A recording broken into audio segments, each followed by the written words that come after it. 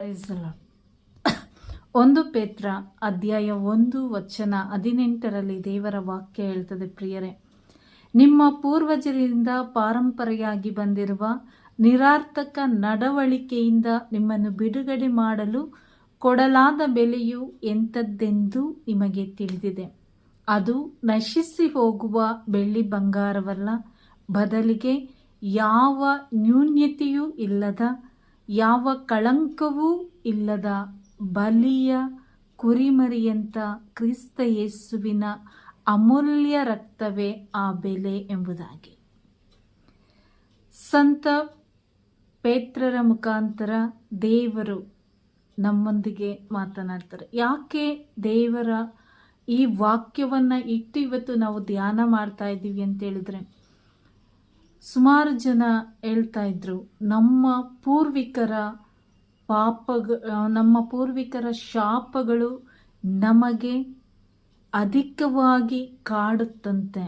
ನಮ್ಮ ಪೂರ್ವಿಕರ ಶಾಪಗಳು ನಮ್ಮನ್ನು ಆ ಬಂಧನದ ಸುಳಿಯಲ್ಲಿ ಸಿಲುಕಿ ನಮಗೆ ಆಶೀರ್ವಾದ ಸಿಗದಂತೆ, ಯೇಸುವಿನ ಆ ಒಂದು ಪ್ರೀತಿಯನ್ನು ನಾವು ಸವಿಯದಂತೆ ಆ ಶಾಪ ನಮಗೆ ಇವತ್ತು ದೊಡ್ಡ ಒಂದು ಸುಳಿಯಾಗಿ ನಮ್ಮನ್ನು ಆವರಿಸಿಕೊಂಡಿದೆ. ಅದರಿಂದ ನಮಗೆ ಯಾವುದರಲ್ಲೂ ಕೂಡ ಮೇಲಕ್ಕೆ ಬರಲಿಕ್ಕಾಗ್ತಾ ಇಲ್ಲ, ನಮಗೆ ಸ್ವತಂತ್ರ ಸಿಗ್ತಾ ಇಲ್ಲ. ನಾವು ಬಡವರಾಗಿದ್ದೀವಿ, ನಾವು ರೋಗದಲ್ಲಿದ್ದೀವಿ. ಈ ಎಲ್ಲ ಒಂದು ಅವಸ್ಥೆಗಳಿಗೆ ನಮ್ಮ ಪೂರ್ವಿಕರು ಮಾಡಿದಂಥ ಕಾರ್ಯಗಳ ನಿಮಿತ್ತ ಅವರು ಮಾಡಿದಂಥ ಆ ಕಾರ್ಯಗಳು ಇವತ್ತು ನಮಗೆ ಶಾಪವಾಗಿರುವುದರಿಂದ ನಾವು ಇಂಥ ಒಂದು ಪರಿಸ್ಥಿತಿಗಳನ್ನು ಎದುರಿಸ್ತಾ ಇದ್ದೀವಿ. ನಾವು ಇವತ್ತು ದರಿದ್ರತನದಲ್ಲಿದ್ದೀವಿ, ಇವತ್ತು ನಾವು ಬಡತನದಲ್ಲಿದ್ದೀವಿ, ಇವತ್ತು ನಾನೊಂದು ರೋಗಿ ಆಗಿದ್ದೀನಿ, ಇವತ್ತು ನಾನೊಂದು ಸಂತೋಷದಲ್ಲಿ ಸಮಾಧಾನದಲ್ಲಿ ಇರಲಿಕ್ಕೆ ಆಗ್ತಾ ಇಲ್ಲ. ಎಂತೆಂಥವರೆಲ್ಲ ನಮ್ಮ ಕಣ್ಮುಂದೆ ಬೆಳೆದು ದೊಡ್ಡವರಾಗ್ತಾರೆ, ಶ್ರೀಮಂತರಾಗ್ತಾರೆ, ಘನವಂತರಾಗ್ತಾರೆ, ಆರೋಗ್ಯದಿಂದಿದ್ದಾರೆ. ಆದರೆ ನಮಗೆ ಮಾತ್ರ ಆ ರೀತಿಯಾಗಿ ಇರಲಿಕ್ಕಾಗ್ತಾ ಇಲ್ಲ, ಸಮಾಧಾನದಲ್ಲಿ ಇರಲಿಕ್ಕಾಗ್ತಾ ಇಲ್ಲ, ಶಾಂತಿ ನೆಮ್ಮದಿಯಲ್ಲಿ ನಾವು ಬದುಕಲಿಕ್ಕಾಗ್ತಿಲ್ಲ. ಯಾವಾಗ ನೋಡಿದ್ರೂ ರೋಗ, ಯಾವಾಗ ನೋಡಿದ್ರೂ ಸಮಸ್ಯೆಗಳು, ಸಾಲಗಳು, ಇದೆಲ್ಲವೂ ಕೂಡ ನಮ್ಮನ್ನೇ ಕಾಡ್ತಾ ಇದೆ. ಅದಕ್ಕಾಗಿ ಈ ಒಂದು ಶಾಪಗಳು ಇರುವುದರಿಂದ ಇದೆಲ್ಲವೂ ಕೂಡ ನಮ್ಮನ್ನು ಕಾಡ್ತಾ ಇದೆ ಅಂತೇಳಿ ಈ ರೀತಿಯಾಗಿ ಮಾತಾಡುವಾಗ ನಾನು ಅವ್ರನ್ನ ಕೇಳಿದೆ, ಯಾರು ನಿಮಗೆ ಹೇಳಿದ್ದು ಇದು ಪೂರ್ವಿಕರ ಶಾಪ ಅಂತೇಳಿ.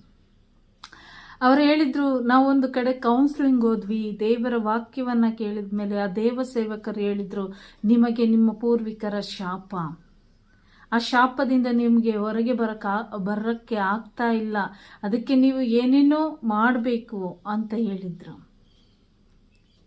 ಸುಮಾರು ಜನ, ಒಂದು 4-5 ಜನ ಮಾತನಾಡುವಾಗ ಹೇಳಿದ್ರು, ಹೌದು ನಮಗೂ ಹೇಳಿದ್ದಾರೆ ಇದು ಪೂರ್ವಿಕರ ಶಾಪ, ಇವತ್ತು ನನಗೆ ವಾಸಿಯಾಗದಂಥ ರೋಗ ಬಂದಿದೆ, ಅದು ಪೂರ್ವಿಕರ ಶಾಪ.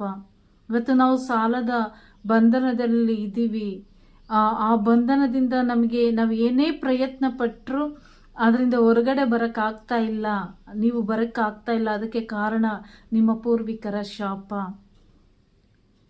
ನೀವು ಚೆನ್ನಾಗಿ ದುಡಿತೀರಿ, ಆದ್ರಿಂದ ಅದು ನಿಮ್ಮ ಕೈಯಲ್ಲಿ ನಿಲ್ತಾ ಇಲ್ಲ, ನಿಮಗೊಂದು ಮನೆ ಕಟ್ಟಲಿಕ್ಕೆ ಆಗ್ತಾ ಇಲ್ಲ, ನೀವು ಅರ್ಧದಲ್ಲಿ ಮನೆಯನ್ನು ನಿಲ್ಲಿಸ್ಬಿಟ್ಟಿದ್ದೀರಿ, ಅದು ನಿಮ್ಮ ಪೂರ್ವಿಕರ ಶಾಪದಿಂದ. ಆ ಪೂರ್ವಿಕರ ಶಾಪಗಳು ನಿಮ್ಮನ್ನು ಬಿಟ್ಟು ಹೋಗಿಲ್ಲ, ನೀವು ಆ ಶಾಪದ ಬಂಧನದಲ್ಲಿ ಸಿಲುಕಿಕೊಂಡಿದ್ದೀರಾ, ಅದಕ್ಕೆ ನಿಮಗೆ ಯಾವ ಕೆಲಸಗಳು ಕೂಡ ಮಾಡೋಕ್ಕಾಗ್ತಿಲ್ಲ ಅಂತೇಳಿ ನಮಗೆ ಹೇಳಿದ್ರು, ಕೆಲವು ದೈವ ಸೇವಕರು ಹೇಳಿದ್ರು ಎಂಬುದಾಗಿ ಅವರು ಮಾತನಾಡುವಾಗ ಅವರು ನನ್ನನ್ನು ಪ್ರಶ್ನೆ ಮಾಡಿದರು. ನಾವು ಇಷ್ಟು ಪ್ರಾರ್ಥನೆಗಳನ್ನು ಮಾಡ್ತೀವಿ, ಇಷ್ಟೊಂದು ದೇವರ ವಾಕ್ಯವನ್ನು ಕೇಳಲಿಕ್ಕೆ ಹೋಗ್ತೀವಿ, ಆದರೂ ಕೂಡ ಯಾಕೆ ಈ ಪೂರ್ವಿಕರ ಶಾಪ ನಮ್ಮನ್ನು ಬಿಟ್ಟೋಗ್ತಾ ಇಲ್ಲ? ನಿಜವಾಗಿಯೂ ಪೂರ್ವಿಕರ ಶಾಪ ನಮಗೆ ತಟ್ಟುತ್ತಾ, ಅದು ನಮ್ಮನ್ನು ಕಾಡುತ್ತಾ ಅಂತ ಹೇಳಿದ್ರು. ಕೇಳುವಾಗ ಇದರ ಬಗ್ಗೆ ಕೂತು ನಾನು ಧ್ಯಾನ ಮಾಡುವಾಗ ನಾನು ಬೈಬಲನ್ನು ತೆರೆದು ದೇವರ ವಾಕ್ಯ ಏನು ಹೇಳುತ್ತೆ ಈ ಶಾಪದ ಬಗ್ಗೆ, ನಿಜವಾಗಿಯೂ ಈ ಪೂರ್ವಿಕರ ಶಾಪದಿಂದ ಇವತ್ತು ನಾವು ಬಡವರಾಗ್ತಾ ಇದ್ದೀವ, ಇವತ್ತು ನಾವು ದರಿದ್ರದಲ್ಲಿದ್ದೀವ, ಇವತ್ತು ನಾವು ರೋಗಿಯಾಗಿದ್ದೀವ, ಈ ಒಂದು ಎಲ್ಲದಕ್ಕೂ ನಮ್ಮ ಪೂರ್ವಿಕರ ಶಾಪನ. ಹಾಗಾದ್ರೆ ದೇವರ ವಾಕ್ಯ ಏನ್ ಹೇಳ್ತದೆ?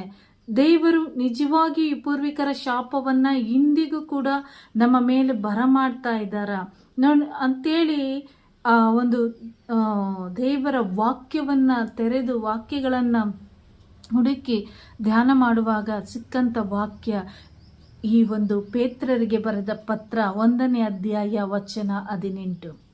ಪ್ರಿಯರೇ, ಇಲ್ಲಿ ಸ್ಪಷ್ಟವಾಗಿ ಸಂತ ಪೇತ್ರರ ಮುಖಾಂತರ ಪವಿತ್ರಾತ್ಮರು ನಮಗೆ ತಿಳಿಸಲ್ಪಡ್ತಾರೆ. ನಿಮ್ಮ ಪೂರ್ವಜರಿಂದ ಪಾರಂಪರೆಯಾಗಿ ವಂಶವಾಗಿ ಬಂದಿರುವಂತ ನಿರರ್ಥಕ ನಡವಳಿಕೆ, ದೇವರಿಗೆ ವಿರುದ್ಧವಾಗಿ ಅವರು ನಡೆದುಕೊಂಡಂತ ಕಾರ್ಯಗಳು ಏನೇ ಆಗಿರ್ಬೋದು, ದೇವರಿಗೆ ವಿರುದ್ಧವಾಗಿ ವಿಗ್ರಹ ಆರಾಧನೆ ಆಗಿರ್ಬೋದು, ಮಾಟ ಮಂತ್ರಗಳ ತಂತ್ರಗಳನ್ನ ಮಾಡಿದ್ದಾಗಿರ್ಬೋದು, ಅಥವಾ ದೇವರನ್ನ ಮರೆತು ಬಾಳಿದಂಥ ದಿನಗಳಾಗಿರ್ಬೋದು, ದೇವರ ಆಜ್ಞೆಗಳಿಗೆ ವಿರುದ್ಧವಾಗಿ ನಡೆದುಕೊಂಡಿದ್ದಾಗಿರ್ಬೋದು, ಇದೆಲ್ಲವೂ ಕೂಡ ಆಗ ಪೂರ್ವಜರಿಂದ ಬಂದಂಥ ಪಾರಂಪರ್ಯ ನಡವಳಿಕೆಯಿಂದಾಗಿ ನಮ್ಮನ್ನ ಆ ಪೂರ್ವಿಕರ ಎಲ್ಲ ರೀತಿಯ ಕಾರ್ಯಗಳಿಂದ ನಮ್ಮನ್ನ ಬಿಡುಗಡೆ ಮಾಡಲಿಕ್ಕಾಗಿಯೇ ಯೇಸು ಸ್ವಾಮಿ ಈ ಲೋಕಕ್ಕೆ ಆಗಮಿಸಿ ಬಂದದ್ದು. ನಮ್ಮನ್ನ ಯೇಸು ಸ್ವಾಮಿ ಆ ಒಂದು ಪೂರ್ವಿಕರ ಎಲ್ಲ ರೀತಿಯ ಅವರ ಕಾರ್ಯಗಳಿಂದ ನಡವಳಿಕೆಯಿಂದ ಹಿಂದೊಮ್ಮೆ ಅವರು ದೇವರು ಅಂತೇಳಿ ಗೊತ್ತಿದ್ದು ಕೂಡ ದೇವರನ್ನ ಆರಾಧನೆ ಮಾಡದೆ ಅನೇಕ ರೀತಿಯಲ್ಲಿ ದೇವರ ಮಾತಿಗೆ ಅವಿಧಿಯರಾದ್ರು ನಮ್ಮ ಪೂರ್ವಜರು. ನಾವು ಅದನ್ನೆಲ್ಲ ವಿಮೋಚನಾ ಕಾಂಡದಲ್ಲಿ ನಾವು ನೋಡ್ತೀವಿ.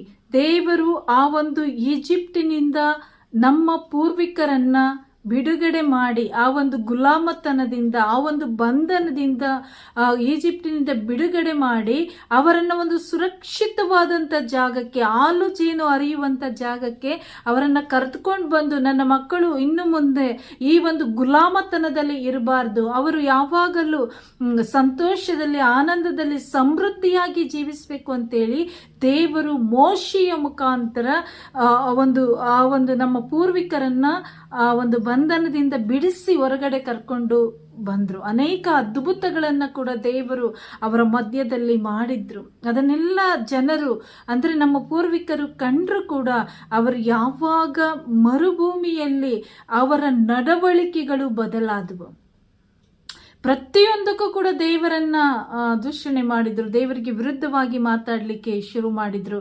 ದೇವರು ಮಾಡಿದಂಥ ಅದ್ಭುತ ಕಾರ್ಯಗಳನ್ನ, ಸೂಚಕ ಕಾರ್ಯಗಳನ್ನ ಅವರು ಮರೆತು ಅವರು ದೇವರಿಗೆ ವಿರುದ್ಧವಾಗಿ ಗುಣಗುಟ್ಟಿದ್ರು. ನಮಗೆ ಅನ್ನ ಇಲ್ಲ, ನೀರಿಲ್ಲ, ಮಾಂಸ ಇಲ್ಲ ಅಂತೇಳಿ ಎಲ್ಲದಕ್ಕೂ ಕೂಡ ದೇವರನ್ನ ದೂರ್ಲಿಕ್ಕೆ ಶುರು ಮಾಡಿದ್ರು. ಮೋಶೆಯನ್ನ ದೂರ್ತಾ ಇದ್ರು, ದೇವರನ್ನ ದೂರ್ತಾ ಇದ್ರು. ಮೋಶೆಯನ್ನಂತೂ ಬಾಯಿಗೆ ಬಂದಂಗೆ ಬೈತಾ ಇದ್ರು. ಇದಕ್ಕಾಗಿಯ ನೀನು ದೇವರು ಹೇಳಿದ್ರು ಅಂತೇಳಿ ನಮ್ಮನ್ನ ಬಿಡುಗಡೆ ಮಾಡಿದ್ದು, ನಿಮ್ಮ ದೇವರು ನಮ್ಮನ್ನ ಸಾಯಿಸ್ಲಿಕ್ಕಾಗಿಯ ಮರುಭೂಮಿಗೆ ಕರ್ಕೊಂಡು ಬಂದಿರೋದು. ಊಟ ನೀರಿಲ್ಲದೆ ನಾವು ಸಾಯ್ಬೇಕಾ? ಮಾಂಸ ತಿಂದು ಎಷ್ಟು ದಿನ ಆಯಿತು, ನಮಗೆ ಮಾಂಸ ಕೂಡ ಇಲ್ವಲ್ಲ. ಈಜಿಪ್ಟಿನಲ್ಲಿ ಇರುವಾಗ ಅವನು ಅಷ್ಟು ಹಿಂಸೆ ಬಾಧೆ ಕೊಡ್ತಿದ್ರು ಕೂಡ ನಾವು ವಾರಕ್ಕೆ 2-3 ಸರಿ ಮಾಂಸ ತಿಂತಾ ಇದ್ವಿ. ಈಗ ಮಾಂಸನೂ ಇಲ್ಲ, ಕುಡಿಲಿಕ್ಕೆ ನೀರಿಲ್ಲ. ಗುಣಗುಟ್ಟಿದ್ರು. ಅವರ ನಮ್ಮ ಪೂರ್ವಿಕರ ಕಠಿಣ ಮನಸ್ಥಿತಿಯನ್ನು ನೋಡಿ ದೇವರು ತುಂಬ ನೊಂದುಕೊಂಡು ಮೋಶೆಯ ಮುಖಾಂತರ ಆಜ್ಞೆಗಳನ್ನು ಕೈಗೊಳ್ಳುವಂತೆ ಮಾಡಿದ್ರು. ಆದರೆ 40 ದಿನ ಬೆಟ್ಟಕ್ಕೆ ಹೋದಂಥ, ಸೀನಾಯಿ ಬೆಟ್ಟದ ಮೇಲೆ ಹತ್ತಿ ಹೋದಂಥ ಮೋಶೆ 40 ದಿನ ಆದರೂ ಕೂಡ ಕೆಳಗೆ ಇಳಿಯೋದನ್ನು ಕಂಡಂಥ ಈ ಜನ ಆರೋನನಿಗೆ ಹೇಳಿದ್ರು, ಮೋಶೆ ಮೇಲಕ್ಕೋದ ಬರಲಿಲ್ಲ, ಅಲ್ಲಿ ಅವನಿದಾನೋ ಸತ್ತೋಗಿದ್ದಾನೋ ಗೊತ್ತಿಲ್ಲ, ಆದರೆ ಅವನು ದೇವರ ಬಳಿಗೆ ಹೋದ. ದೇವರು ಹೇಗಿದ್ದಾರೆ ಅಂತೇಳಿ ನಮಗೆ ಗೊತ್ತಿಲ್ಲ, ಆದರೆ ಈಗ ಮೋಶೆ ಬರ್ತಾನೆ ಇಲ್ವೋ ಅದು ನಮ್ಗೆ ಗೊತ್ತಿಲ್ಲ. ಆದರೆ ನಾವು ನಮ್ಮ ದೇವರನ್ನ ನೋಡಬೇಕು. ನಮ್ಮನ್ನ ಈಜಿಪ್ಟಿನಿಂದ ಬಿಡುಗಡೆ ಮಾಡಿದಂಥ ದೇವರು ಹೇಗಿದ್ದಾರೆ ಅಂತೇಳಿ ನಾವು ನೋಡಲೇಬೇಕು. ನಮಗೆ ಆ ದೇವರನ್ನ ನೀನು ತೋರಿಸಲೇಬೇಕು ಅಂತೇಳಿ ಹಠಮಾರಿತನದಲ್ಲಿ ಅವರು ಯಾವಾಗ ಆ ಜನರು ಹಠ ಹಿಡಿತಾರೋ ಆ ಹಠದ ಆ ಜನರನ್ನ ಈ ಒಂದು ಆರೋನನಿಂದ ನಿಯಂತ್ರಿಸಲಿಕ್ಕೆ ಆಗಲಿಲ್ಲ. ಆ ಸಮಯದಲ್ಲಿ ಅವನೇನು ಮಾಡ್ತಾನೆ, ಅವರಲ್ಲಿರುವಂಥ ಚಿನ್ನ ಬೆಳ್ಳಿ ಒಡವೆಗಳನ್ನು ತೆಗೆದು ಒಂದು ಬೆಂಕಿಯಲ್ಲಿ ಹಾಕಲ್ಪಟ್ಟಾಗ ಅದೊಂದು ಹೋರಿಕರುವಾಗಿ ಮಾರ್ಪಡುತ್ತೆ. ಆ ಹೋರಿಕರುವನ್ನು ಅವರು ಹೆಗಲ ಮೇಲೆ ಹೊತ್ಕೊಂಡು ಇವರೇ ನಮ್ಮ ದೇವರು ಎಂಬುದಾಗಿ ಆ ಒಂದು ಹೋರಿಕರುವನ್ನು ಆರಾಧನೆ ಮಾಡುವುದನ್ನು ನಾವು ನೋಡ್ತೀವಿ. ಇದು ನಮ್ಮ ಪೂರ್ವಿಕರ ನಡವಳಿಕೆ, ಆಗಲೇ ಆದಿಯಲ್ಲಿ ಬಂದಂಥ ಆ ನಡವಳಿಕೆ, ಅವರ ನಿರಾರ್ಥಕ ನಡವಳಿಕೆ, ಅವರು ದೇವರಿಗೆ ವಿರುದ್ಧವಾಗಿ ಮಾಡಿದಂಥ ಕಾರ್ಯಗಳನ್ನು ಕಂಡು ದೇವರು ನೊಂದುಕೊಂಡ್ರು. ಈ ಜನರನ್ನು ನಾಶಪಡಿಸಿಬಿಡ್ತೀನಿ, ಮೋಶೆ ನಿನ್ನಿಂದ ಒಂದು ಹೊಸ ಜನಾಂಗವನ್ನು ನಾನು ಸೃಷ್ಟಿ ಮಾಡ್ತೀನಿ ಅಂತ ಕೂಡ ದೇವರು ಹೇಳಿದರು. ಆದರೆ ಮೋಶೆ ಒಪ್ಕೊಳ್ಳಲಿಲ್ಲ. ಮೋಶೆ ದೇವರಲ್ಲಿ ಮೊರೆ ಇಟ್ಟ, ದೇವರೇ ನಿಮ್ಮ ಹೆಸರು ಹಾಳಾಗ್ಬಿಡುತ್ತೆ. ಈಜಿಪ್ಟಿನಿಂದ ತನ್ನ ಜನರನ್ನು ಬಿಡುಗಡೆ ಮಾಡಿಕೊಂಡು ಬಂದಂಥ ಈ ದೇವರು ಇವತ್ತು ಆ ಜನರನ್ನೆಲ್ಲ ನಾಶ ಮಾಡಿಬಿಟ್ರು ಅಂತೇಳಿ, ಇದಕ್ಕಾಗಿ ನಾವು ಅಲ್ಲಿಂದ ಬಿಡುಗಡೆ ಮಾಡ್ಕೊಂಬಂದಿದ್ದು ಎಂಬುದಾಗಿ ನಿಮಗೆ ಕೆಟ್ಟ ಹೆಸರು ಬರೋದು ನನಗೆ ಇಷ್ಟ ಇಲ್ಲ ಅಂತೇಳಿ ಮೋಶೆ ದೇವರ ಮುಂದೆ ಮೊರೆ ಇಟ್ಟಾಗ ದೇವರು ಆ ಜನರನ್ನು ಕ್ಷಮಿಸಿ ಮತ್ತೆ ಆ 10 ಆಜ್ಞೆಗಳನ್ನು ಕೊಡ್ತಾರೆ. 10 ಆಜ್ಞೆಗಳನ್ನು ಕೊಡುವಾಗ ಆ ಜನರು ಆಜ್ಞೆಗಳನ್ನು ಕೂಡ ನಮ್ಮ ಪೂರ್ವಿಕರು ಪರಿಪಾಲಿಸಲಿಲ್ಲ. ಆದ ಕಾರಣ ದೇವರು ಏನು ಮಾಡಿದ್ರು, ಇವರನ್ನ ಹೀಗೆ ಬಿಟ್ಟರೆ ಇವರು ಏನು ಮಾಡಲಿಕ್ಕೂ ಏಸೋದಿಲ್ಲ ಅಂತೇಳಿ ಅವರಿಗೆ ಭಯವನ್ನು ಹುಟ್ಟಿಸ್ಲಿಕ್ಕಾಗಿ ಅವರು ಹೇಳಿದರು, ತಂದೆ ತಾಯಿಗಳ ಶಾಪವನ್ನು ಅವರ ಮಕ್ಕಳ ತಲೆಯ ಮೇಲೆ 4 ತಲೆಗಳವರೆಗೆ ನಾನು ಬರಮಾಡ್ತೀನಿ ಅಂತೇಳಿ ಇವತ್ತು ಆ ವಾಕ್ಯವನ್ನು ಇಟ್ಟು ಹೊಸ ಒಡಂಬಡಿಕೆಯ ಮಕ್ಕಳಾಗಿರುವಂಥ ನಮಗೆ ಇವತ್ತು ಭಯವನ್ನು ಹುಟ್ಟಿಸುತ್ತಿರುವುದು. ಇವತ್ತು ನಮಗೆ ಈ ಹೊಸ ಒಡಂಬಡಿಕೆ ಯಾವಾಗ ದೇವರು ಮನುಷ್ಯ ರೂಪವನ್ನು ತಾಳಿ ಮನುಷ್ಯರಾಗಿ ಭೂಲೋಕಕ್ಕೆ ಆಗಮಿಸಿ ಬಂದಂಥ ಯೇಸು ಸ್ವಾಮಿ ನಮ್ಮ ಮಧ್ಯದಲ್ಲೇ ನಡೆದಾಡಿ ನಮ್ಮ ಎಲ್ಲ ರೀತಿಯ ಕೊರತೆಗಳನ್ನು, ನಮ್ಮ ನಡವಳಿಕೆಯನ್ನು ಕಂಡು ನಮ್ಮನ್ನು ಆ ಒಂದು ದುಷ್ಟ ಕಾರ್ಯಗಳಿಂದ ಬಿಡಿಸ್ಲಿಕ್ಕಾಗಿ ನಮಗೆ ಸತ್ಯವನ್ನು ಮನಗಾಣಿಸುವುದಕ್ಕಾಗಿ ಯೇಸು ಸ್ವಾಮಿ ಮನುಷ್ಯವತಾರವನ್ನು ತಾಳಿ ಬಂದು ಅವರು ಈ ಲೋಕದಲ್ಲಿ ದೇವರ ವಾಕ್ಯ ಹೇಳಿದ ಹಾಗೆ ನಮ್ಮ ಪೂರ್ವಿಕರ ಪರಂಪರೆಯಾಗಿ ಬಂದಿರುವಂಥ ನಿರಾರ್ಥಕ ನಡವಳಿಕೆಯಿಂದ ನಮ್ಮನ್ನು ಬಿಡುಗಡೆ ಮಾಡಲಿಕ್ಕಾಗಿ, ನಮಗೆ ಆ ಒಂದು ಬಿಡುಗಡೆಯನ್ನು ಕೊಟ್ಟು ನಮ್ಮಲ್ಲಿ ಸತ್ಯದ ಅರಿವನ್ನು ಮೂಡಿಸ್ಲಿಕ್ಕಾಗಿ ಯೇಸು ಸ್ವಾಮಿ ಈ ಲೋಕದಲ್ಲಿ ಮನುಷ್ಯವತಾರವನ್ನು ತಾಳಿ ಬಂದು ನಮಗಾಗಿ ಪಾಡುಗಳನ್ನು ಪಟ್ಟು ಹಿಂಸೆ ಪಟ್ಟು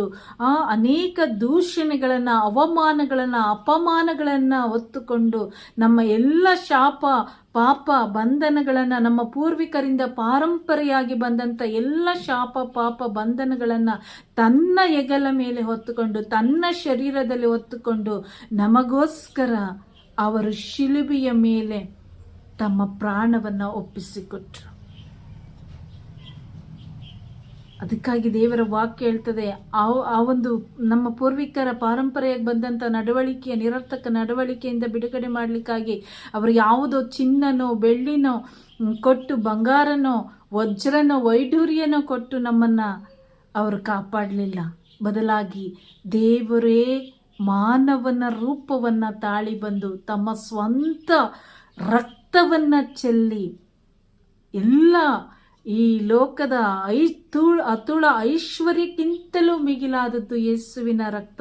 ಆ ಯೇಸು ತನ್ನ ರಕ್ತವನ್ನು ಚೆಲ್ಲಿ ಎಲ್ಲವನ್ನ ತೊಳೆದು ಬಿಟ್ರು. ಈಗ ನಮಗೆ ಯಾವ ಶಾಪಗಳು ಪಾಪಗಳು, ಪೂರ್ವಿಕರ ಯಾವ ಶಾಪ ಪಾಪಗಳು ಇಲ್ಲ. ಇನ್ನು ಮುಂದೆ ಈ ಒಂದು ಕೆಲವೊಂದು ಕಾರ್ಯಗಳ ನಿಮಿತ್ತ ನಮಗೆ ಗೊತ್ತು, ಯೇಸು ಸ್ವಾಮಿ ನಮ್ಮನ್ನು ಎಲ್ಲ ಶಾಪ ಪಾಪದಿಂದ ತೊಳೆದು ನಮ್ಮ ಬಲಹೀನತೆಗಳನ್ನು ಅವರ ಶರೀರದಲ್ಲಿ ಹೊತ್ತು ನಮಗೋಸ್ಕರ ಶಿಲುಬೆಯ ಮರವನ್ನು ಏರಿ ಅವರು ನಮ್ಮ ಎಲ್ಲ ಪಾಪಗಳನ್ನು ತೊಳೆದು ಬಿಟ್ರು. ಆದರೆ ಈಗ ಆಗ್ತಾ ಇರುವಂಥ ಕಾರ್ಯಗಳಿಗೆ, ಇವತ್ತು ನಮ್ಮ ಬಡತನ, ನಮ್ಮ ದರಿದ್ರತನ, ನಮ್ಮ ರೋಗ, ಇದೆಲ್ಲದಕ್ಕೆ ಕಾರಣ ಏನಿರ್ಬೋದು ಆಗ ಅಂತೇಳಿ ನೋಡುವಾಗ ನಾವು ನೋಡ್ತೀವಿ. ಯಾಕೆಂದರೆ ಯೇಸು ಸ್ವಾಮಿ ಕೂಡ ಒಂದು ಕಡೆ ಹೇಳ್ತಾರೆ, ಇವತ್ತು ಏನೇ ಊಟ ಮಾಡಿದ್ರು ಕೂಡ ಇವತ್ತೆಲ್ಲವೂ ಕೂಡ ಎಲ್ಲ ಏನು ವಿಷವನ್ನೇ ನಾವು ತಿಂತಾ ಇದ್ವಿ. ಆದ ಕಾರಣ ಅನೇಕ ರೋಗಗಳು ನಮ್ಮಲ್ಲಿ ಉತ್ಪತ್ತಿ ಆಗ್ತದೆ. ಆದರೆ ಯೇಸು ಸ್ವಾಮಿ ದೇವರ ವಾಕ್ಯವನ್ನು ನಂಬಿ ಜೀವಿಸುವಂಥ ನಮಗೆ ಯೇಸು ಸ್ವಾಮಿ ಹೇಳ್ತಾರೆ, ನೀವು ಏನನ್ನೇ ಊಟ ಮಾಡ್ರಿ, ಅನುಮಾನದಿಂದ ಊಟ ಮಾಡದೆ ಅದನ್ನು ಆಶೀರ್ವದಿಸಿ, ಯೇಸುವಿನ ಹೆಸರಿನಲ್ಲಿ ಆಶೀರ್ವದಿಸಿ ಅದನ್ನು ನೀವು ಊಟ ಮಾಡ್ರಿ. ಯಾಕೆಂದರೆ ಹುಟ್ಟಿದಂಥ ಮನುಷ್ಯ ಒಂದಲ್ಲ ಒಂದು ದಿನ ಸಾಯಲೇಬೇಕು. ಯೇಸು ಸ್ವಾಮಿ ಕೂಡ ಹೇಳ್ತಾರೆ, ನಿಮಗೆ ಈ ಲೋಕದಲ್ಲಿ ಸುಖ ಕೊಡ್ತೀನಿ, ಏನು ಶಾಶ್ವತವಾದಂಥ ಸುಖವನ್ನು ಕೊಡ್ತೀನಿ, ನಿನಗೆ ಕಷ್ಟನೇ ಕೊಡಲ್ಲ, ನೀವು ನೆಮ್ಮದಿಯಾಗಿರಬೇಕು, ನಿಮಗೆ ರೋಗನೇ ಕೊಡಲ್ಲ ಅಂತ ಕೂಡ ಹೇಳಲಿಲ್ಲ ಯೇಸುಸ್ವಾಮಿ. ಯೇಸುಸ್ವಾಮಿ ಹೇಳಿದ್ರು, ಅದೆಲ್ಲವೂ ಕೂಡ ನೀವು ಸಾಯುವ ತನಕ, ಮನುಷ್ಯ ಹುಟ್ಟಿನಿಂದ ಹಿಡಿದು ಸಾಯುವ ತನಕ ಕಷ್ಟ ಸಂಕಟಗಳು, ನೋವುಗಳು, ರೋಗಗಳು ಬಂದೇ ಬರುತ್ತೆ. ಆದರೆ ಧೈರ್ಯವಾಗಿರಿ, ನಂಬಿಕೆಯನ್ನು ಕಳ್ಕೊಬೇಡ್ರಿ. ಇದು ಶಾಪದಿಂದ ಬಂದದ್ದಲ್ಲ, ನಮ್ಮ ವಿಶ್ವಾಸದ ಆಧಾರದ ಮೇಲೆ ನಾವು ಏನನ್ನ ಮಾಡ್ತೀವೋ ಅದನ್ನು ನಾವು ಪಡೆದುಕೊಳ್ತೀವಿ. ಈಗ ಒಂದು ಕಾರ್ಯಗಳನ್ನು ನೋಡ್ಬೇಕಾದ್ರೆ ಲೂಕನ ಶುಭ ಸಂದೇಶ 5ನೇ ಅಧ್ಯಾಯದಲ್ಲಿ ನಾವು ನೋಡುವಾಗ ಒಬ್ಬ ಕುಷ್ಠರೋಗಿ ಯೇಸುವಿನ ಬಳಿಗೆ ಬರ್ತಾನೆ. ಯೇಸುವಿನ ಬಳಿಗೆ ಬಂದ್ಬಿಟ್ಟು ಯೇಸು ಸ್ವಾಮಿಯನ್ನ ಆತ ಕೇಳ್ತಾನೆ, ಸ್ವಾಮಿ, ನೀವು ಮನಸ್ಸು ಮಾಡಿದ್ರೆ ನನ್ನನ್ನು ಗುಣ ಮಾಡಬಲ್ಲಿರಿ ಅಂತೇಳಿ. ಆಗ ಯೇಸು ಸ್ವಾಮಿ ಹೇಳ್ಬೋದಿತ್ತು, ನೋಡಪ್ಪ, ಈ ಕುಷ್ಠ ರೋಗ ಅನ್ನುವಂಥದ್ದು ಪ್ರಪಂಚದಲ್ಲಿ ಅತಿ ದೊಡ್ಡದಾದಂಥ ರೋಗ. ಈ ರೋಗ ನಿನಗೆ ಬಂದಿದೆ ಅಂತ ಹೇಳಿದ್ರೆ ಇದು ನಿಮ್ಮ ಪೂರ್ವಿಕರ ಶಾಪದಿಂದ, ಪಾಪದಿಂದ, ಅವರು ಮಾಡಿದಂಥ ನಿರರ್ಥಕ ನಡವಳಿಕೆಯನ್ನು ನೀನು ಕೂಡ ಅನುಸರಿಸಿ ಬಂದಿದೆಯಾ, ಅದಕ್ಕೋಸ್ಕರ ಈ ಶಾಪ ನಿನ್ನನ್ನು ಕಾಡ್ತಾ ಇದೆ, ಇದು ವಾಸಿ ಆಗಲ್ಲ ಅಂತೇಳಿ ಯೇಸುಸ್ವಾಮಿ ಎಲ್ಲೂ ಹೇಳಲಿಲ್ಲ. ಬದಲಾಗಿ ಯೇಸುಸ್ವಾಮಿ ಆತ ಕೇಳಿದಂಥ ಆ ಒಂದು ಹೃದಯವನ್ನು ತುಂಬಿ ವೇದನೆಯಿಂದ, ನಂಬಿಕೆಯಿಂದ, ವಿಶ್ವಾಸದಿಂದ ಯೇಸುವಿನಲ್ಲಿ ಅವನು ಹೇಳ್ತಾನೆ, ಸ್ವಾಮಿ, ನೀವು ಮನಸ್ಸು ಮಾಡಿದ್ರೆ ನನ್ನನ್ನು ಗುಣ ಮಾಡಬಲ್ಲಿರಿ ಅಂತೇಳಿ. ಆಗ ಯೇಸು ಸ್ವಾಮಿ ಹೇಳ್ತಾರೆ, ನನಗೆ ಮನಸ್ಸಿದೆ, ನೀನು ಗುಣ ಹೊಂದು ಅಂತೇಳಿ. ಒಬ್ಬ ಕುಷ್ಠರೋಗಿಯನ್ನು ನೋಡಿ ಯೇಸು ಸ್ವಾಮಿ ಹೇಳ್ತಾರೆ, ನನಗೆ ಮನಸ್ಸಿದೆ, ನೀನು ಗುಣ ಹೊಂದು ಅಂತೇಳಿ. ಪ್ರಿಯರೇ, ಯಾವುದೇ ರೋಗ ಆಗಲಿ, ಯಾವುದೇ ಕಷ್ಟ ಆಗಲಿ, ಯಾವುದೇ ಬಡತನ ಆಗಿರಲಿ, ಯಾವುದೇ ಸಮಸ್ಯೆಗಳಾಗಿರಲಿ, ಅದು ನಮ್ಮ ಪೂರ್ವಿಕರಿಂದ ಬಂದಂಥ ಕಾರ್ಯಗಳಲ್ಲ. ನಾವು ಪರಿಶುದ್ಧರಲ್ಲ, ನಮ್ಮನ್ನು ಪರಿಶುದ್ಧರನ್ನಾಗಿ ಮಾಡಲಿಕ್ಕಾಗಿ ಯೇಸು ಸ್ವಾಮಿ ಈ ಲೋಕಕ್ಕೆ ಬಂದರು. ಅದಕ್ಕಾಗಿ ನಾವು ಈ ಒಂದು ಪಾಪ ಪೂರ್ವಿಕರು ಎಲ್ಲಿ ಇದ್ದಾರೋ, ಅವರು ಏನೇನು ಮಾಡಿದಾರೋ ಲೋಕದಲ್ಲಿದ್ದಾಗ ಅದು ನಮ್ಗೆ ಗೊತ್ತಿಲ್ಲ. ಆದರೆ ನಮಗೆ ಚೆನ್ನಾಗಿ ಗೊತ್ತು, ಹಿಂದೊಮ್ಮೆ ನಾವು ಕೂಡ ಅನ್ಯ ಧರ್ಮೀಯರಂತೆ ಜೀವಿಸಿದ್ದುಂಟು. ಯಾಕಂದರೆ ಸತ್ಯ ದೇವರ ಅರಿವಿಲ್ಲದೆ, ಯೇಸುವಿನ ಅರಿವಿಲ್ಲದೆ ನಾವು ಜೀವಿಸಿದ್ದುಂಟು. ಯೇಸು ಸ್ವಾಮಿಯ ಒಂದು ಅರಿವಿಲ್ಲ, ದೇವರು ಯಾರು ಅಂತೇಳಿ ನಮಗೆ ಸರಿಯಾಗಿ ಗೊತ್ತಿಲ್ಲ. ನಮಗೂ ಕೂಡ ಅನೇಕ ಕಾರ್ಯಗಳಲ್ಲಿ ನಾವು ಕೂಡ ಭಾಗಿಯಾಗ್ತಾ ಇದ್ವಿ, ಎಲ್ಲವನ್ನ ಕೂಡ ಮಾಡ್ತಿದ್ವಿ. ಆದರೆ ಯಾವಾಗ ಯೇಸು ಕ್ರಿಸ್ತರನ್ನು ಅರ್ಥಕೊಂಡ್ವೋ ಈಗ ನಾವು ಆ ಕಾರ್ಯಗಳನ್ನು ಮಾಡ್ತಾ ಇಲ್ಲ, ನಾವು ಮೊದಲಿನ ರೀತಿಯಲ್ಲಿ ಇಲ್ಲ. ನಮ್ಮ ನಡವಳಿಕೆಗಳು ಬದಲಾಗಿದೆ, ನಮ್ಮ ಪ್ರಾರ್ಥನೆಗಳು ಬದಲಾಗಿದೆ. ನಾವು ಇಂದಿನ ಜೀವಿತ, ಹಳೆಯ ಜೀವಿತವನ್ನು ತ್ಯಜಿಸಿ ಹೊಸ ಜೀವಿತ, ಪ್ರಾರ್ಥನೆಯ ಜೀವಿತಗಳನ್ನು ಮಾಡ್ತಾ ಇದ್ದೀವಿ. ಹೆಚ್ಚಾಗಿ ನಾವು ಅವಾಗ ಕಷ್ಟ, ನೋವು, ವೇದನೆ ಬಂದಾಗ ಯಾರು ಏನು ಹೇಳ್ತಾರೋ ಆ ರೀತಿಯಾಗಿ ನಡೆದುಕೊಳ್ತಾ ಇದ್ವಿ. ಈಗ ಇಲ್ಲ, ಆ ರೀತಿಯಾಗಿ ನಾವು ಇನ್ನೊಬ್ಬರ ಹತ್ರ ಕೇಳೋದಕ್ಕಿಂತ ಮೊದಲೇ ನಾನೇ ಕೂತು ಪ್ರಾರ್ಥನೆ ಮಾಡ್ತೀನಿ. ಮೊದಲು ಅಂತ ಹೇಳಿದರೆ ನಾವು ಕೂಡ ಎಲ್ಲ ಜನಾಂಗಗಳಂತೆ ನಾವು ಕೂಡ ಅವರಂತೆ ಜೀವಿಸ್ತಾ ಇದ್ವಿ. ಅವಾಗ ನಮಗೆ ಪಾಪ ಯಾವುದು, ನಿಜವಾದ ದೇವರ ಪಾಪದ ಬಗ್ಗೆ ಗೊತ್ತಿತ್ತು, ಆದರೆ ನಿಜವಾದ ದೇವರೇನು, ದೇವ್ರು ಯಾರು, ಅವರು ಯಾತಕ್ಕಾಗಿ ಲೋಕಕ್ಕೆ ಬಂದರು, ಯಾವ ಕಾರ್ಯಕ್ಕಾಗಿ ಯೇಸು ಸ್ವಾಮಿ ಲೋಕಕ್ಕೆ ಬಂದರು, ಪ್ರಾಣ ಕೊಟ್ಟರು, ಇದರ ಬಗ್ಗೆ ಎಲ್ಲ ನಾವು ಸರಿಯಾದ ಅರಿವಿಲ್ಲದೆ ಜೀವಿಸಿದಾಗ ನಾವು ಎಲ್ಲದಕ್ಕೂ ಹೋಗ್ತಾ ಇದ್ವಿ. ಮಾಟ ಮಂತ್ರಕ್ಕೆ ಹೋಗ್ತಾ ಇದ್ವಿ, ವಿಗ್ರಹ ಆರಾಧನೆಗಳಿಗೆ ಹೋಗ್ತಾ ಇದ್ವಿ, ಏನು ಪ್ರಸಾದಗಳನ್ನು ತಿಂತಿದ್ವಿ, ಪೂಜೆ ಪುರಸ್ಕಾರಗಳಲ್ಲಿ ಒಂದಾಗ್ತಾ ಇದ್ವಿ. ಯಾಕೆ ಅಂತ ಹೇಳಿದರೆ ಆಗ ನಮಗೆ ಸತ್ಯ ಗೊತ್ತಿಲ್ಲ. ಸತ್ಯ ಗೊತ್ತಿಲ್ಲದ ಕಾರಣ ಆ ಒಂದು ಕಾರ್ಯಗಳಲ್ಲಿ ನಾವು ಭಾಗಿಯಾಗ್ತಾ ಇದ್ವಿ. ಈಗ ಹಾಗೆ ನೋಡಿದರೆ ನಾವು ಹಿಂದೆ ಮಾಡಿದಂಥ ಈ ಕಾರ್ಯಗಳಿಂದ ಏನಾದರೂ ಇವತ್ತು ನಾವು ಬಡತನದಲ್ಲಿದ್ದೀವ, ನಾವು ರೋಗಿಯಾಗಿದ್ದೀವ ಅಂತೇಳಿ ಕೂಡ ನಮ್ಮಲ್ಲಿ ಅನೇಕ ಪ್ರಶ್ನೆಗಳು ಬರ್ಬೋದು. ಆದರೆ ದೇವರ ವಾಕ್ಯ ಹೇಳ್ತದೆ, ಯೇಸುಸ್ವಾಮಿ ಸಂತ ಪೌಲರ ಮುಖಾಂತರ ಹೇಳ್ತಾರೆ, 2 ಕೊರಿಂಥಿ 5ನೇ ಅಧ್ಯಾಯ 17ನೇ ವಚನದಲ್ಲಿ, ಯಾರಾದರೂ ಯೇಸು ಕ್ರಿಸ್ತರೊಡನೆ ಒಂದಾದರೆ ಅವರು ನೂತನ ಸೃಷ್ಟಿಯಾಗಿ ಮಾರ್ಪಡ್ತಾರೆ. ಹಳೆಯದೆಲ್ಲ ಅಳಿದು ಹೋಗುತ್ತದೆ, ಹೊಸದಿದೋ ಜನ್ಮ ತಳೆದಿದೆ ಅಂತೇಳಿ.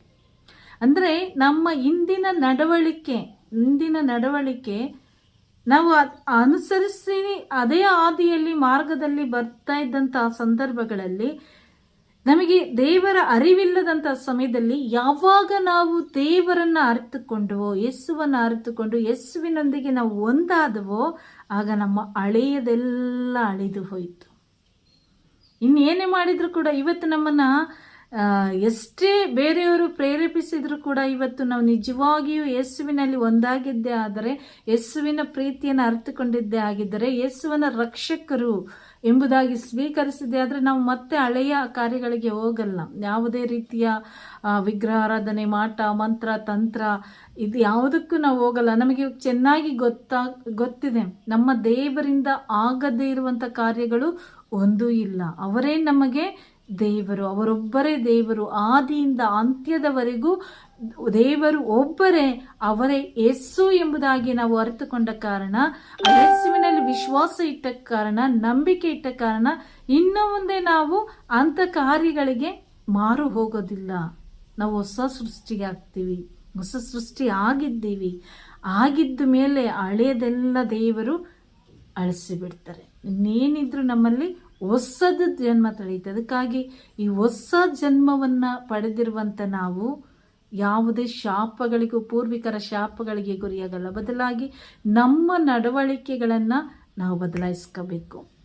ಅದಕ್ಕಾಗಿ ಯೇಸುಸ್ವಾಮಿ ಕೂಡ ತುಂಬ ಚೆನ್ನಾಗಿ ಹೇಳ್ತಾರೆ, ನೀವು ನಿಮ್ಮನ್ನು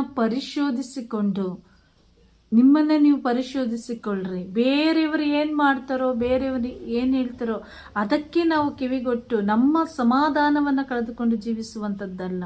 ಅದಕ್ಕಾಗಿ ಯೇಸು ಹೇಳ್ತಾರೆ, ಹಿಂದೊಮ್ಮೆ ನೀವು ಅನ್ಯ ಧರ್ಮೀಯರಂತೆ ಜೀವಿಸಿದ್ರಲ್ಲ, ಆ ಜೀವನವನ್ನು ಬಿಟ್ಟು ಹೊಸ ಜೀವನಕ್ಕೆ ನೀವು ಕಾಲಿಡುವಾಗ ನೀವು ಸ್ವತಂತ್ರರಾಗುತ್ತೀರಿ. ಹಾಗಾಗಿ ಯೋಹಾನ 8:32 ಯೇಸುಸ್ವಾಮಿ ಹೇಳ್ತಾರೆ, ನೀವು ಸತ್ಯವನ್ನು ಅರಿತುಕೊಳ್ಳುವಿರಿ, ಸತ್ಯವು ನಿಮಗೆ ಬಿಡುಗಡೆಯನ್ನು ಕೊಡ್ತದೆ. ಯೇಸುಸ್ವಾಮಿಯನ್ನು ಅರ್ಥಕೊಂಡಾಗ, ಯೇಸುವಿನ ಆ ಒಂದು ಕೃಪೆಯಲ್ಲಿ ಒಂದಾಗುವಾಗ ನಾವು ಸತ್ಯವನ್ನು ಅರ್ಥಕೊಳ್ತೀವಿ. ಆ ಸತ್ಯ ನಮಗೆ ಬಿಡುಗಡೆಯನ್ನು ಕೊಡ್ತದೆ. ಅದಕ್ಕಾಗಿ ಕೊರಿಂಥಿಯರಿಗೆ ಬರೆದ 1ನೇ ಪತ್ರದಲ್ಲೂ ಕೂಡ ಸಂತ ಪೌಲರು 7ನೇ ಅಧ್ಯಾಯ 23ನೇ ವಚನದಲ್ಲಿ ಹೇಳ್ತಾರೆ, ನಿಮ್ಮನ್ನು ಕ್ರಯಕ್ಕೆ ಕೊಳ್ಳಲಾಗಿದೆ, ಆದ್ದರಿಂದ ಮಾನವರಿಗೆ ದಾಸರಾಗ್ಬಿಡ್ರಿ. ಯಾರು ಏನೇನೋ ಹೇಳ್ತಾರೆ, ಇದು ಶಾಪ, ಯಾವ ಶಾಪನೂ ಇಲ್ಲ. ಶಾಪ ಇವತ್ತು ನಮ್ಮನ್ನು ಕಾಡ್ತಾ ಇದೆ ಅಂತ ಹೇಳಿದರೆ, ಇವತ್ತು ಶಾಪ ನಮ್ಮನ್ನು ಬೆನ್ನಟ್ಟಿ ನಮ್ಮನ್ನು ಕಾಡಿ ನಮಗೆ ಇಂಥ ಒಂದು ಪರಿಸ್ಥಿತಿಗಳನ್ನು ತಂದು ಒಡ್ಡುತ್ತಾ ಇದೆ ಅಂತ ಹೇಳಿದರೆ, ಯೇಸುಸ್ವಾಮಿ ಪ್ರಾಣ ಕೊಟ್ಟಿದ್ದು ಕೂಡ ವ್ಯರ್ಥವಾಗಿ ಬಿಡ್ತದೆ. ಯೇಸುಸ್ವಾಮಿ ಪ್ರಾಣ ಕೊಟ್ಟು ಕೂಡ ಏನು ಪ್ರಯೋಜನ ಇಲ್ಲ, ಅದಂಗೆ ಆಗ್ಬಿಡುತ್ತೆ. ಯಾಕೆ ಅಂತ ಹೇಳಿದ್ರೆ, ದೇವ್ರ ವಾಕ್ಯ ನಮಗೆ ಸ್ಪಷ್ಟಪಡಿಸ್ತದೆ, ನಮ್ಮನ್ನು ಎಲ್ಲ ಶಾಪ ಪಾಪಗಳಿಂದ ಬಿಡುಗಡೆ ಮಾಡಲಿಕ್ಕಾಗಿ ಯೇಸುಸ್ವಾಮಿ ಮನುಷ್ಯವತಾರವನ್ನು ತಾಳಿ ಭೂಲೋಕಕ್ಕೆ ಆಗಮಿಸಿ ಬಂದು ತನ್ನ ರಕ್ತವನ್ನು ಚೆಲ್ಲಿದ್ರು ಅಂತೇಳಿ. ಮತ್ತಾಯ 1:21 21ನೇ ವಚನದಲ್ಲಿ ಕೂಡ ಹೇಳ್ತೀವಿ, ಯೇಸು ಎಂದರೆ ತನ್ನ ಜನರನ್ನು ಅವರ ಪಾಪಗಳಿಂದ ಬಿಡುಗಡೆ ಮಾಡಿ ರಕ್ಷಿಸುವವರು ಎಂಬುದಾಗಿ ಅರ್ಥ. ನಮ್ಮನ್ನು ರಕ್ಷಣೆ ಮಾಡಲಿಕ್ಕಾಗಿ, ನಮ್ಮನ್ನು ಬಿಡುಗಡೆ ಮಾಡಲಿಕ್ಕಾಗಿ ಈ ಲೋಕಕ್ಕೆ ಯೇಸುಸ್ವಾಮಿ ಬಂದದ್ದು. ನಮ್ಮನ್ನು ಯಾವುದೇ ಶಾಪದಲ್ಲೋ ಯಾವುದೋ ಬಂಧನದಲ್ಲೋ ಸಿಲುಕಿ ನಮ್ಮನ್ನು ನಲುಗಿಸಿ, ನಮ್ಮನ್ನು ನರಳಿಸಿ ಸಾಯಿಸಬೇಕು, ಇವರು ನರಳಿ ಸಾಯಬೇಕು, ನನಗೆ ದ್ರೋಹ ಮಾಡಿದರೆ, ಮೋಸ ಮಾಡಿದರೆ ಅಂತೇಳಿ ಅಲ್ಲ ಯೇಸುಸ್ವಾಮಿ ಲೋಕಕ್ಕೆ ಆಗಮಿಸಿ ಬಂದದ್ದು. ಯೇಸುಸ್ವಾಮಿ ಬಂದದ್ದು ಯೋಹಾನ 10:10 ಹೇಳುತ್ತೆ, ಯೇಸುಸ್ವಾಮಿ ಬಂದದ್ದು ಜೀವ ನೀಡಲು, ಅದನ್ನು ಯಥೇಚ್ಛವಾಗಿ ನೀಡಲಿಕ್ಕಾಗಿ ದೇವರು ಬಂದದ್ದು. ಅದಕ್ಕಾಗಿ ಯಾಕೋಬ ತನ್ನ 4ನೇ ಅಧ್ಯಾಯ 8ನೇ ವಚನದಲ್ಲಿ ಹೇಳ್ತಾರೆ, ದೇವರ ಸಮೀಪಕ್ಕೆ ಬನ್ನಿ, ಆಗ ಅವರು ನಿಮ್ಮ ಸಮೀಪಕ್ಕೆ ಬರುವರು. ಪವಿತ್ರಾತ್ಮರೇ, ಪಾಪಾತ್ಮರೇ, ನಿಮ್ಮ ಕೈ ಶುದ್ಧವಾಗಿರಲಿ, 2 ಮನಸ್ಸಿನವರೇ, ನಿಮ್ಮ ಹೃದಯ ನಿರ್ಮಲವಾಗಿರಲಿ ಎಂದು. ನಾವು ಯಾವುದೇ ಎಂಥ ಪರಿಸ್ಥಿತಿಯಲ್ಲಿದ್ದರೂ ಕೂಡ, ನಮ್ಮನ್ನು ಏನೇ ಕಾಡ್ತಿದ್ರು ಕೂಡ, ಏನೇ ವೇದನೆಗಳು, ನೋವುಗಳು, ರೋಗಗಳು, ಸಾಲಗಳು, ಬಾಧನೆಗಳು ಏನೇ ಇರಲಿ, ಇದೆಲ್ಲ ಪೂರ್ವಿಕರ ಶಾಪ ಅಂದ್ಕೊಂಡು ಎಲ್ಲೋ ಕೂತಲ್ಲೇ ಕೂತು ಬಿಡೋದಲ್ಲ.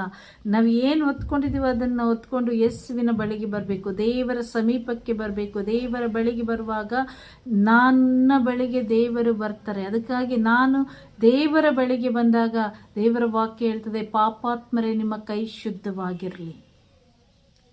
ಇವತ್ತು ಈ ಒಂದು ನಮ್ಮ ಕೈಗಳಿಂದ ನಾವು ಮಾಡಿದಂಥ ಕಾರ್ಯಗಳು, ಮನಸ್ಸಿನ ಮುಖಾಂತರ, ಆ ದೇವರಿಗೆ ವಿರುದ್ಧವಾಗಿ ನಮ್ಮ ನಡೆನುಡಿಗಳ ಮುಖಾಂತರ ನಾವು ಮಾಡಿದಂಥ ಪಾಪಗಳ ನಿಮಿತ್ತ ಕೊಂಚ ಕಾಲ ನಾವು ಶೋಧನೆಗಳನ್ನು ಎದುರಿಸಬೇಕಾಗಿ ಬಂದರೂ ಕೂಡ ಅದು ಯಾವುದು ಕೂಡ ನಮ್ಮ ದೇವರಿಗೆ ಆ ಕಣ್ಣಿಗೆ ಕಣ್ಮರೆಯಾಗಿರೋದಿಲ್ಲ. ಯಾಕಂದರೆ ಯೆಶಾಯ ಪ್ರವಾದಿಯ ಮುಖಾಂತರ, ಯೆರೆಮೀಯ ಪ್ರವಾದಿಯ ಮುಖಾಂತರ ಕೂಡ ದೇವರು ವಾಗ್ದಾನ ಮಾಡ್ತಾರೆ, ಇವತ್ತು ಅಳುತ್ತಾ ನನ್ನನ್ನು ಬಿಟ್ಟು ಹೋದವರು ನಗು ನಗುತ್ತಾ ಹಿಂತಿರುಗಿ ಬರುವಂತೆ ನಾನು ಮಾಡ್ತೀನಿ ಅಂತೇಳಿ.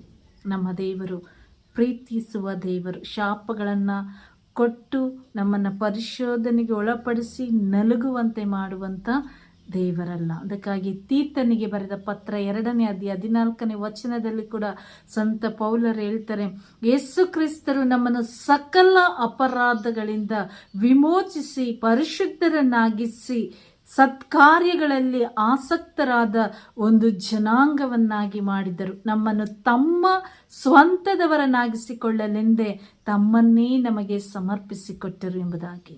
ಯೇಸು ಕ್ರಿಸ್ತರು ನಮ್ಮನ್ನು ಸಕಲ ಅಂತ ಹೇಳಿದರೆ ಪೂರ್ವಿಕರಿಂದ ಇಲ್ಲಿಯವರೆಗೂ ಇನ್ನು ಮುಂದೆ ಬರುವಂಥ ಸಂತತಿ, ಅಂದರೆ ಆದಿಯಿಂದ ಅಂತ್ಯದವರೆಗೂ ಏನೆಲ್ಲ ಅಪರಾಧಗಳು, ಪಾಪಗಳು, ಶಾಪಗಳು ಅಂತೇಳಿ ನಾವು ಅಂದ್ಕೊಂಡಿದ್ದೀವಿ, ಅದೆಲ್ಲವನ್ನು ಕೂಡ ಯೇಸು ಸ್ವಾಮಿ ಒಮ್ಮೆಗೆ ಅದನ್ನೆಲ್ಲ ಸಂಪೂರ್ಣವಾಗಿ ಅವರು ವಿನಾಶಗೊಳಿಸಿ ಆಯಿತು.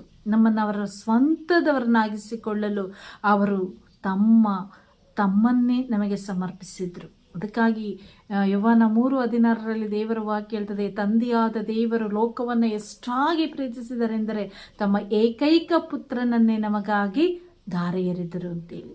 ಆ ದೇವಪುತ್ರ ಯಾವಾಗ ಲೋಕಕ್ಕೆ ಆಗಮಿಸಿ ಬಂದರೋ, ಹಿಂದೆ ಇದ್ದಂಥ ಎಲ್ಲ ನಮ್ಮ ಪೂರ್ವಿಕರ ಶಾಪ, ಪಾಪ, ನಾವು ಮಾಡಿದ್ದಂಥ ಪಾಪಗಳು ಮುಂದೆ ನಮ್ಮ ಜನಾಂಗವನ್ನು, ನಮ್ಮ ತಲೆಗಳನ್ನು ಕಾಡದಂತೆ ಎಲ್ಲವನ್ನು ಕೂಡ ಅವರು ಒಮ್ಮೆಗೆ ತನ್ನ ಶರೀರದಲ್ಲಿ ಹೊತ್ಕೊಂಡು ಅವರು ನಮಗೋಸ್ಕರ ಪರಿಪೂರ್ಣವಾಗಿ ಶಿಲುಬೆಯ ಮೇಲೆ ತನ್ನ ಪ್ರಾಣವನ್ನು ಕೊಡುವ ಆ ಸಂದರ್ಭದಲ್ಲಿ ಎಲ್ಲವೂ ಕೂಡ ನೆರವೇರಿತು, ಎಲ್ಲವೂ ತೀರಿತು, ಎಲ್ಲವೂ ಕೂಡ ಸಮಾಪ್ತಿಯಾಗಿ ದೇವರು ಅಲ್ಲಿ ಸಂಪೂರ್ಣ ಮಾಡಿಬಿಟ್ರು. ಇನ್ನು ಆ ಶಾಪ ಪಾಪಗಳೆಲ್ಲ ನಮ್ಮನ್ನು ಕಾಡ್ತಾ ಇರ್ತವೆ. ಇಂದಿನ ನಮ್ಮ ನಡವಳಿಕೆಗಳು ನಮ್ಮನ್ನು ಕೆಲವೊಂದು ಸಾರಿ ಕಾಡುತ್ತೆ. ಕೆಲವೊಂದು ಸಾರಿ ದೇವರ ಆ ಮಹಿಮೆ ನಮ್ಮಲ್ಲಿ ಹೆಚ್ಚುವುದಕ್ಕಾಗಿ, ದೇವರ ಮಹಿಮೆ ನಮ್ಮಲ್ಲಿ ಪ್ರಕಟ ಆಗೋದಕ್ಕಾಗಿ ಕೆಲವೊಂದು ನೋವುಗಳು, ಸಮಸ್ಯೆಗಳು ನಮ್ಮನ್ನು ಕಾಡುತ್ತೆ. ಇದೆಲ್ಲವನ್ನು ಕೂಡ ನಾವು ಜಯಿಸಲಿಕ್ಕೆ ದೇವರು ನಮಗೆ ಶಕ್ತಿಯನ್ನು ಅವರೇ ಕೊಡ್ತಾರೆ. ಯಾಕೆಂತ ಹೇಳಿದರೆ ಇಬ್ರಿಯ 9:12 ವಾಕ್ಯ ಹೇಳ್ತದೆ, ಇಂಥ ಗರ್ಭಗುಡಿಯನ್ನು ಅವರು ಒಮ್ಮೆಗೆ ಶಾಶ್ವತವಾಗಿ ಪ್ರವೇಶಿಸಿದ್ದಾರೆ. ಓತಗಳ ಮತ್ತು ಹೋರಿಕರುಗಳ ರಕ್ತವನ್ನು ತೆಗೆದುಕೊಂಡು ಅವರು ಪ್ರವೇಶ ಮಾಡಲಿಲ್ಲ, ತಮ್ಮ ಸ್ವಂತ ರಕ್ತವನ್ನೇ ತೆಗೆದುಕೊಂಡು ಪ್ರವೇಶಿಸಿ ನಮಗೆ ಶಾಶ್ವತ ಜೀವೋದ್ಧಾರ ದೊರಕುವಂತೆ ಮಾಡಿದ್ದಾರೆ. ಅದು ಶಾಶ್ವತವಾದಂಥ ಜೀವೋದ್ಧಾರ ಪ್ರಿಯರೇ. ಆದ್ದರಿಂದ ಯಾವ ಭಯವೂ ಬೇಡ, ಯಾವ ಶಾಪಗಳು ನಮ್ಮನ್ನು ಕಾಡ್ತಾ ಇಲ್ಲ. ನಮ್ಮನ್ನು ನಾವು ಬದಲಾಯಿಸ್ಕೊಳ್ಳೋಣ. ಯೇಸುವಿನ ಪ್ರೀತಿಯಲ್ಲಿ ನಮ್ಮನ್ನು ಸಂಪೂರ್ಣವಾಗಿ ಒಪ್ಪಿಸಿಕೊಳ್ಳೋಣ. ದೇವರ ಪ್ರೀತಿ ನಮ್ಮೊಂದಿಗೆ ಸದಾ ಇರಲಿ. 1 ಕೊರಿಂಥಿ 6ನೇ ಅಧ್ಯಾಯ 20ನೇ ವಚನ ಕೂಡ ಹೇಳ್ತದೆ, ಏಕೆಂದರೆ ನೀವು ಕ್ರಯಕ್ಕೆ ಕೊಳ್ಳಲಾದವರು, ಆದ್ದರಿಂದ ನಿಮ್ಮ ದೇಹದಲ್ಲಿ ದೇವರ ಮಹಿಮೆ ಬೆಳಗುವಂತೆ ಮಾಡಿರಿ ಅಂತೇಳಿ. ಆದ್ದರಿಂದ ನಮ್ಮ ದೇಹದಲ್ಲಿ ಪ್ರಭುವಿನ ಮಹಿಮೆ ಬೆಳಗುವಂತೆ ನಮ್ಮ ಎಲ್ಲ ಹಳೆಯ ಸ್ವಭಾವಗಳನ್ನು ದೇವರು ಕಿತ್ತಾಕಿದ್ದಾರೆ. ಈಗ ನಾವು ಹೊಸ ಸೃಷ್ಟಿಗಳಾಗಿರುವಂಥ ನಾವು ದೇವರು ಜೀವಿಸಿದಂತೆ ಜೀವಿಸಲಿಕ್ಕೆ ಪ್ರಯತ್ನ ಪಡೋಣ. ದೇವರ ಕೃಪೆಯಲ್ಲಿ ನಾವು ಒಂದಾಗೋಣ. ಯೇಸು ಸ್ವಾಮಿ ನಮಗೆ ಕಲಿಸಿಕೊಟ್ಟಂಥ ಎಲ್ಲ ಒಳಿತುಗಳನ್ನು ಪರರೊಂದಿಗೆ ಹಂಚಿಕೊಳ್ಳುತ್ತಾ ಆ ಒಳಿತಿನಲ್ಲಿ ಜೀವಿಸುತ್ತಾ ನಾವು ಬಾಳೋಣ. ಪ್ರತಿಯೊಬ್ಬರೂ ಕೂಡ ಒಬ್ಬರನ್ನೊಬ್ಬರು ಕ್ಷಮಿಸುತ್ತಾ ಪ್ರೀತಿಸುತ್ತಾ ಜೀವಿಸುವಾಗ ದೇವರ ವಾಕ್ಯ ಹೇಳ್ತದೆ, ನೀನು ಪರರಿಗೆ ಏನನ್ನ ಬಯಸುತ್ತೀಯೋ ಅದೇ ನಿನಗೂ ಕೂಡ ಸಿಗುವುದು ಎಂಬುದಾಗಿ. ಆದ್ದರಿಂದ ಎಲ್ಲವನ್ನ ಕೊಡಲು ಶಕ್ತನಾಗಿರುವಂಥ ದೇವರಿಗೆ ನಮ್ಮೆಲ್ಲ ನೋವು, ಬಾಧೆ, ಕಷ್ಟ, ನಮ್ಮ ಎಲ್ಲ ಚಿಂತನೆಗಳನ್ನು ಒಪ್ಪಿಸಿಕೊಡುತ್ತಾ, ದೇವರೇ ನಮ್ಮನ್ನು ಅನುಗ್ರಹಿಸಿ ಆಶೀರ್ವದಿಸಿರಿ. ನಮ್ಮನ್ನು ಎಲ್ಲ ಶಾಪ ಪಾಪಗಳಿಂದ ನೀವು ಬಿಡುಗಡೆ ಮಾಡಿ ಆಯಿತು ಸ್ವಾಮಿ. ಇನ್ನು ಮುಂದೆ ನಾನು ಅದಕ್ಕೆ ಹೆದರದೆ ಬೆದರದೆ ನಿಮ್ಮ ನಾಮ ಮಹಿಮೆಯನ್ನು ಯೇಸುವೆ ನಾನು ಕೊಂಡಾಡುತ್ತಾ ನಿಮಗೆ ಸಾಕ್ಷಿಯಾದ ಜೀವನವನ್ನು ನಡೆಸುವಂತೆ ಸ್ವಾಮಿ ನನ್ನನ್ನು ಮಾರ್ಪಡಿಸಿರಿ, ನನ್ನನ್ನು ಬಲಪಡಿಸಿರಿ ಎಂದು ದೇವರ ಕೃಪೆಯಲ್ಲಿ ಒಂದಾಗುತ್ತಾ ನಾವು ಪ್ರಾರ್ಥನೆಯ ಜೀವಿತವನ್ನು ಮಾಡುತ್ತಾ ದೇವರಲ್ಲಿ ನಂಬಿಕೆ ಇಟ್ಟು ನಂಬಿಕೆಯ ಮಕ್ಕಳಾಗಿ, ವಿಶ್ವಾಸದ ಮಕ್ಕಳಾಗಿ ನಾವು ಜೀವಿಸಲಿಕ್ಕೆ ಪ್ರಯತ್ನ ಪಡೋಣ. Praise the lord.